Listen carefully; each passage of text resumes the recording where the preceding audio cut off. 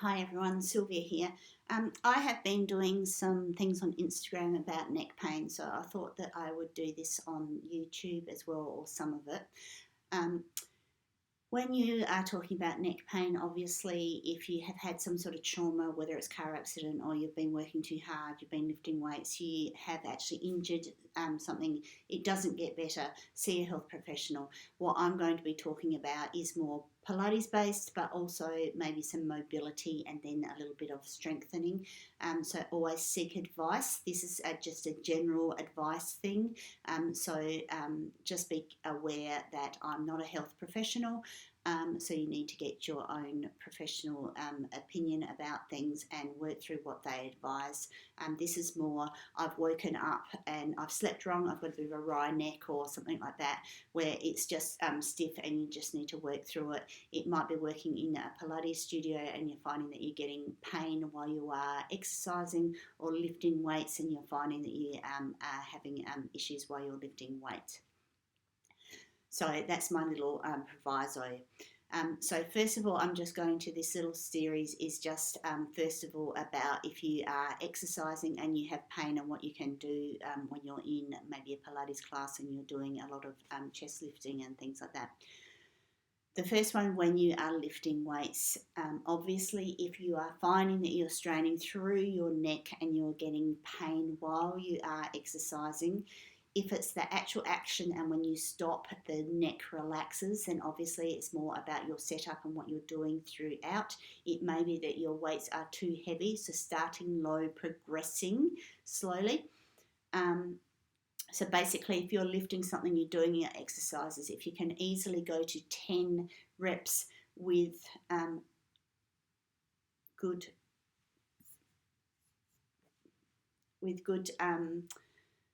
form, then I suggest that you can then add on a little bit of weight. If you are struggling to get to 5 with good form, then maybe you need to go down a weight. So that's sort of a quick little judge. Of course, get advice from people who lift weights properly. And also it might be dependent on what exercise you're doing. If you're doing big muscle groups, if you're doing little muscle groups, if you're doing combined exercises, there are lots of provisos. But one of the main things is the amount of weight that you are lifting, the number of reps that you're doing, making sure that you are stable, whether you're standing and doing something, if you need to lean, whether you need support with your hands.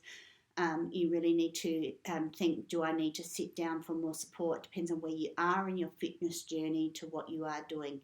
But one of the things I want you to think about is your structure and your relaxing. So I find a lot of women in particular have a lot of trouble with lifting straight up in front. They need to maybe have a little bit more of a wide stance with their arms, and that way their shoulders can relax, because with their shoulders are relaxed, your neck will be more relaxed. So maybe playing around with where your arms are in space.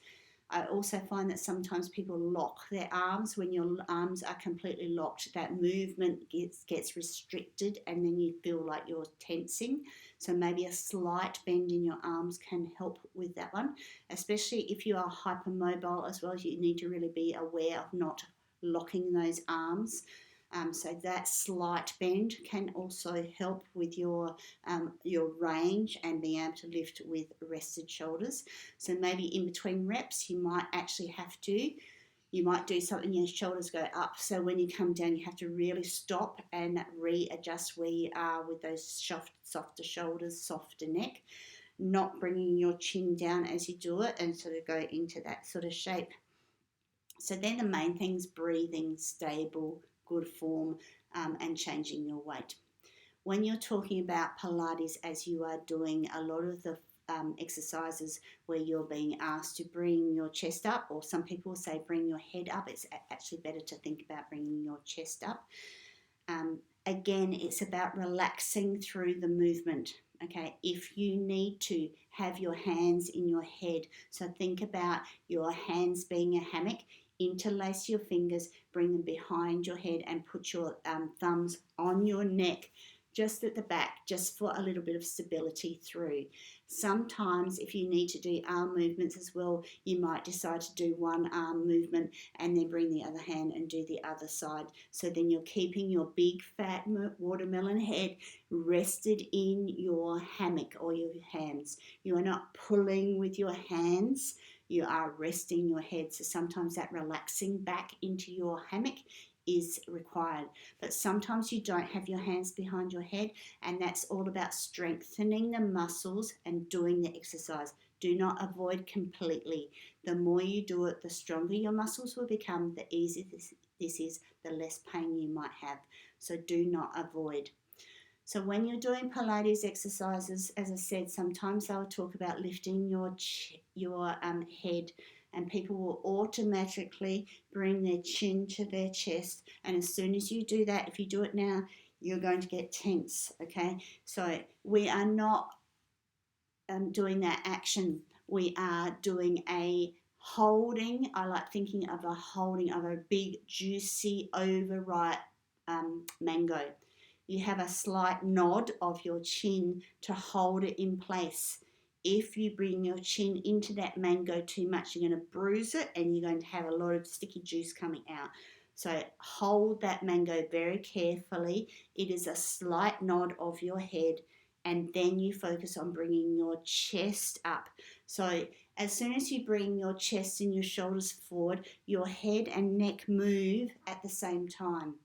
Okay, so that's what we're looking for, is that lean up. Okay, our chest sort of hinges almost from the bottom of our hip, our ribs, and comes up. Our elbows, if your hands are there, are nice and relaxed and wide. As soon as you start bringing those elbows forward, you end up again having a little bit more restriction. There's not enough space.